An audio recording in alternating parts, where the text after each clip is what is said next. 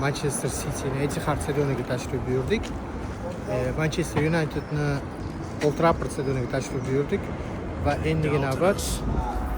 They said Paris would win it with ease. All eyes were on the champions of Europe. But Chelsea had something they didn't expect.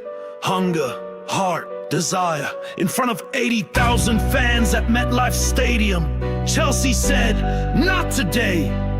They walked onto that pitch not to compete, but to conquer. And when the whistle blew, Chelsea were the champions of the world. They didn't just play. Ronaldinho'ni Chelsea'ga urgan golini mana shu ko'pchilik eslasa kerak. Mana o'sha futbolka. Chelsea'ga sovg'a qilib ketgan. Va bu yerda juda ko'p Chelsea bilan o'yin davomida esda qolarli o'yinchilarning futbolkalari sovg'a qilingan. Ko'rsanglar bo'ladi.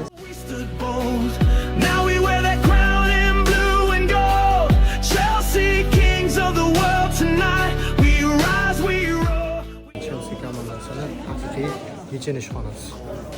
The new number 10, man of the match, again and again. 2 goals to silence the Paris dream. He led the charge, he led the team. A future star, but already made.